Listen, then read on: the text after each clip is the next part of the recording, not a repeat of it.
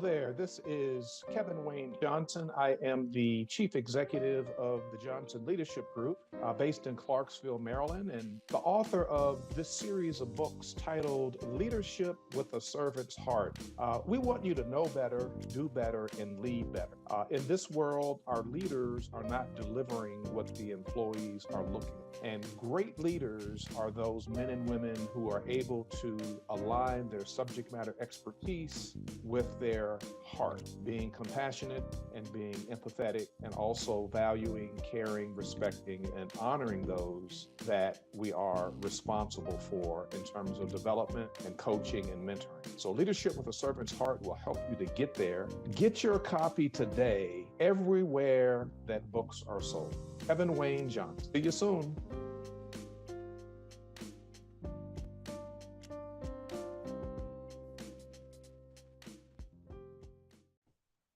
Whether you are listening or viewing from around the world, welcome to my journey with Paula G, where we are juggling this journey called life while walking in the gifts and the talents that God has given us. I am your host, and I am so delighted to be here with you today. If this is your first time, we welcome you. We are so glad that you have joined us. And if you are a returning listener or viewer, we thank you so much for continuing the journey. I always tell you all each and every episode that time is precious. It is the one thing that you cannot get back. So for you to think it not robbery to spend this time with us is truly, truly appreciated. And we keep that in mind as we plan each and every episode. We also want to thank those who are embracing the journey through their underwriting support, and that would be our underwriters. Without our underwriters, we would not have the opportunity to provide this platform. So we are so grateful for each and every one of them, and we thank them so very much. And if you have a business, if you have a product, a service that you are looking to engage an audience or increase your audience exposure, you can reach out to us at jerryvoicelive@gmail.com or paula@paulagvoice.com. Put underwriting opportunities in the subject line, and we'll be sure to follow up with you. Also, make sure y'all do the right thing. Like, share, subscribe. Paula G Voice across all social media platforms, as well as my website, paulagvoice.com, and engage and reach out to us on those platforms as well. I also want to give Jerry Voice Live a shout out, Positive Power 21 Christian Media and Channel, and the Weekend Channel TV. Positive Power has grown so much, and this show has been on the Positive Power platform for several years, and we're continuing to grow and to do what God is instructing us and directing us and showing us what to do. And we've now expanded to the Weekend Channel, where you can see a lot of the episodes that are on Positive Power on the Weekend Channel. So make sure that you tune in, check it out, Jerry Voice Live, the Weekend Channel, Positive Power Christian Media. We thank them as well. Well, I wanted to talk with you a little bit today. You know, the theme of this show is juggling this journey called life while we're walking in our gifts and our talents that God has given us. And because of that theme, that mission, that motto, it gives us the flexibility on this show to do things a bit differently. Our format, as you notice, sometimes may not necessarily be the same format or may not necessarily be consistent from episode to episode. That's because life is not consistent. From season to season, from experience to experience, life is not always consistent. And it is in those times where we have to juggle this journey called life while walking in the gifts and the talents that God has given us. So recently, I want to share a story with you all today. Recently, and as early as yesterday evening, at the time of this particular recording, I participated in the celebration of life for a dear friend of mine who passed away after a lifetime. When I say lifetime, I mean a lifetime battle with cancer. At the age that she died, she was 55. She had been battling cancer, which was brought on by a genetic disease, from the age of 8. So from the age of 8 to the age of 55, she was coexisting with some degree or form of cancer, some sickness or residual from that, just struggling throughout her life, but juggling her journey of life while also walking in her gifts and her talents. And at the celebration of life yesterday, well, first of all, let me back up.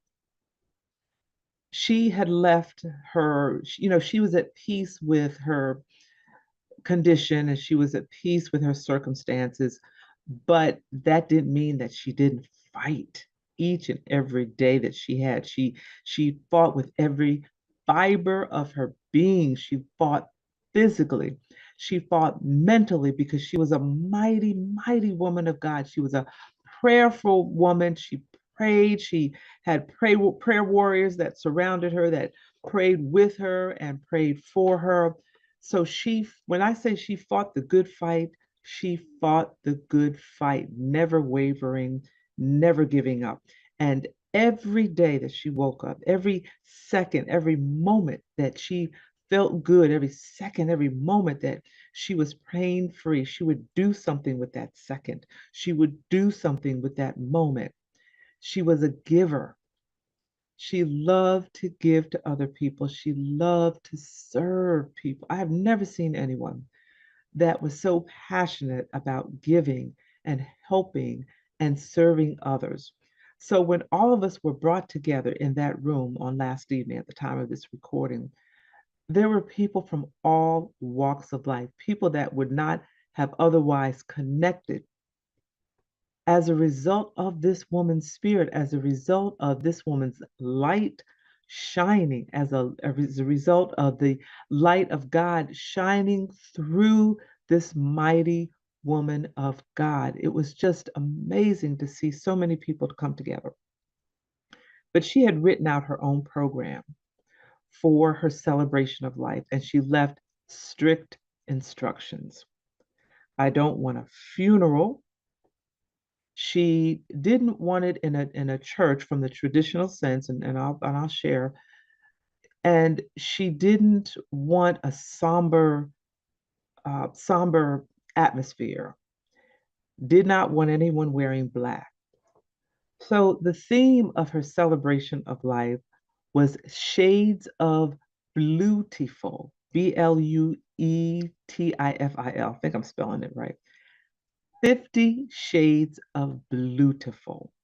And the instructions were to wear any shade or shades of blue with sneakers. And sneakers became her signature several years ago because she would hold these annual events, the girlfriend's brunch, sneakers ball. She would hold these annual events. And she started encouraging people to wear sneakers with their formal wear, which was really a lot of fun. You have a formal wear on with sneakers. So I had a nice little formal dress on, and I found these cute, cute, cute uh, gold glitter sneakers that I wore with this outfit. So it was a lot of fun because at the end of the formalities of the program, the formal part of the program, there was always dancing. She loved to dance. She loved, loved, loved to dance. So at the end, there was dancing.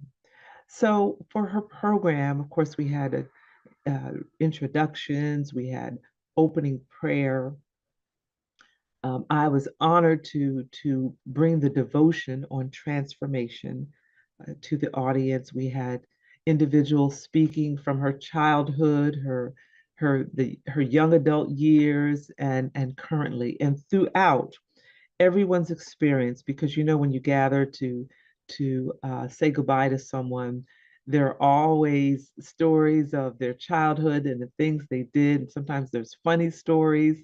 So we heard all of that last evening, but the common thread throughout, even as a young child, was her spirit of giving and helping and sharing and making people feel so incredibly comfortable and making them feel like they were the most important person in the world, even though, they knew and we knew she had a plethora of friends When you were in her presence, she made you feel as though you were the most important person in the world. So it was a beautiful experience yesterday of the homegoing. Traditionally, we would call it a homegoing or a funeral, but she called it her celebration of life. And in place of the obituary, because she didn't want any of the terminology that comes along with a funeral, it's not a service, it's a celebration of life. It's not a funeral, it's a celebration of life. It's not an obituary, it's reflections, a celebration of life. And I thought that was just a wonderful, wonderful concept. And it got me to thinking I might have to go back and revisit my own final wishes because the atmosphere was that of joy. Yes, there were moments of tears, and we went through, a kind of a roller coaster of emotions. One of the poets that was there, she said, it's like we went through the whole cycle all in that same night. We laughed, we cried, we couldn't believe that it happened. We thought about the different things that we could have done. We thought about the impact that she had in our lives. And that speaks to, sometimes we hear about that dash between your dates, between the date that you were born and the date that you have passed away, that dash. What have you done during that time of that dash in between? We're going to take a break. And when we come back, I'm going to share with you as to what she did with that dash in between and what she has charged all of us to do, which is why I'm sharing with you because she's such a people person. And even though you all don't even know who she is, her spirit lives on, the spirit of giving and sharing and encouraging people to live life to the fullest. So when we come back from the break, we're going to talk about her motto of live, believe, and dream and what that means. This is My Journey with Paula G. I'm your host, Paula G. Stay tuned and we'll be back in a few moments.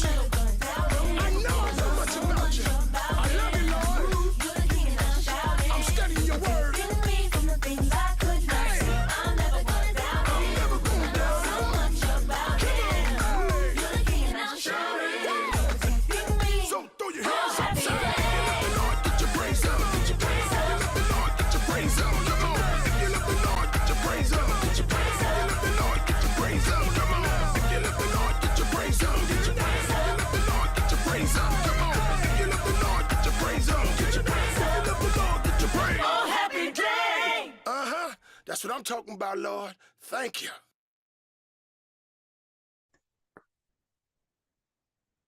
And welcome back to My Journey with Paula G. I am your host, Paula G. We're so glad that you have continued to join us. And if you are just joining us, we appreciate you tuning in. Before the break, I was sharing with you a bit of the journey of a dear friend of mine who recently passed away. We celebrated her life on last evening at the time of this recording. And she had been battling cancer for a lifetime. When I say a lifetime, literally a lifetime, from the age of 8 until she passed away almost 2 weeks ago at the age of 55. And just the energy that she had whenever she had energy, and how she used that energy, and how she poured so much into so many people. And this really speaks to, as well, being men of God, being women of God, how we must, and after going through this experience, it really brought to the surface more of how we interact with people, how we make people feel, in turn, can determine how they feel about themselves, how they feel about others, and how they interact with others. When you can have one person who shines such a bright light, has a beautiful, giving, passionate, compassionate, caring spirit, and can leave an impact on so many different people and their lives. When you can bring people together under one roof, people who otherwise probably would never even consider communicating with each other, but do so out of their united love for that one person. There were several of us that came together to execute basically what she had already written out. When I say she had already written out her own program as to what she wanted it to look like, down to the detail, our task was to execute that. Our task was to execute that. She loved butterflies, and at the end of the celebration, we had a bit of a butterfly release. But she lived by her own motto, her own brand. She was a poet, motivational speaker, a consultant, and she lived by her own brand, which was to live, believe, and dream. And I want to share this with you today because this is my way of honoring her and making sure that her spirit lives on. Live. I watched her because I was one of the many people who came to her aid when she needed someone to take her to the doctor. She needed someone to take her to chemo, radiation. She needed someone to stay with her overnight, to fix her meals, to do her laundry, to help her with her personal needs when she wasn't able to do it herself, to run errands for her.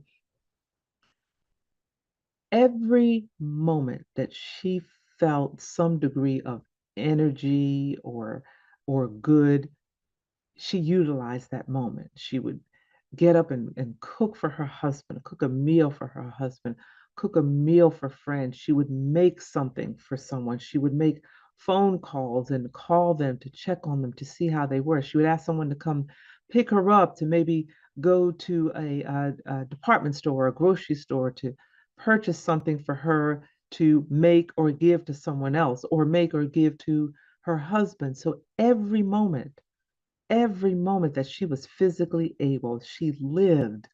And I remember her saying, I want to live. Not thy will, not my will, but thy will be done, Lord. My will, my desire is to live. Yet not my will, just like Jesus said, yet not my will. Lord, Jesus said, Lord, take this cup from me. Yet not my will be done, but thy will be done. And Evelyn was the same way. Lord, I want to live, yet according to your will. And he granted her that prayer to live for the number of years that she lived. And he gave her the opportunity and opened doors of opportunity for her to do so many of the things that she had desired to do, to live out so many of these things. You know, we hear about the bucket list. You know, there's all these things on our bucket list we want to check off. Evelyn went through, and that was her name, was Evelyn, went through her bucket list and did most, if not all, of the things that she desired to do. I remember one time she had called and she wanted to go up to a farm that's here in the Atlanta area. And you know, you can go to the farm and you can pick berries or pick apples, you can pick flowers. There's a maze, you go through the cornfield maze. There's this little piglet race, which is hilarious. If you are ever in a sad mood, a bad mood, or what have you, you need to go to one of these farms and watch a little piglet race. It's the funniest thing. But we laughed, we had a good time, you know, we ate, she was still able to kind of move around physically. We went down one of those long slides on the burlap sack like two little girls, just having a glorious, glorious time. There are other days when she felt well. We went shopping because she loved to get things and decorate her home. So she lived her life, and then believed. She believed in herself. She believed her first love was poetry, and she believed that those things that she desired to do, that she could do and achieve, and she did, and she would share with each and every person that came along. And I'm sharing with you, if you believe in yourself, you believe in what it is that you desire to do, you can do anything you put your mind to. You know, I always close the show with the greatest conversation you will ever have is the one that takes place in between your ears. What are you speaking to yourself? Is God a part of that conversation? And are you listening to his still small voice? Because if he said it was so, it will be so. And you have to trust and believe that it will occur, because if you don't believe in yourself, you cannot expect anyone else to believe in you. You must believe, and then dream. Just dream. What are some of the things that you've dreamed about? Forget about the parameters, forget about the, oh, well, that can't happen, because dream. What is it that you dream about? Write down those dreams. Write what it would take to fulfill those dreams, and begin the process of living and believing and walking out those dreams, because you can do it. You can do it. Prayer is the best tool that we have. Prayer is a mighty tool. And if you pray asking God, Lord, these are the things that I desire. These are the things that I've dreamed about. These are the things that I wish for my life according to your will. If he begins to open those doors of opportunity for you to walk through, glory to God. Live in those fulfilled dreams. You've believed those dreams, and you're now walking out those dreams. So I just wanted to share that with you today. And I know that's, kind of brief. We've almost come to the end of our journey, and perhaps we'll talk a little bit about it on another episode. But I'm encouraging you all today, those of you who may be sick in your bed, or those of you who may have been sick and you're feeling okay today, but then your head is like, oh, I just don't feel like doing anything today. Live. As long as you wake up, as long as you are living and breathing, you have an opportunity to fulfill those things that God has placed in you. So even if you can't get out, or you can't get around, you can still maybe write in a notebook, or write in the journal, or just that conversation in between your ears. Just begin to believe in yourself. Live every moment that you have in whatever way living looks like for you. Just live and dream. Believe, my brothers and sisters. God is our source. He is our light. And he places things inside of us that he desires us to utilize to bless and serve others. And I hope that has blessed you. We have come to the end of our journey. We thank you so much for joining us and for tuning in. We thank our underwriters. Remember, you can stay connected with me, Paula G Voice, across all social media platforms. Shout out to Positive Power 21 Christian Media and the Weekend Channel. Make sure you check us out on the Weekend Channel, not only this show, but all of the shows that are on Positive Power 21. We appreciate you for tuning in. And again, I say, remember, the greatest conversation you will ever have is the one that takes place in between your ears. What are you speaking to yourself? Is God a part of that conversation? And are you listening to his still small voice? Until next time, embrace the journey.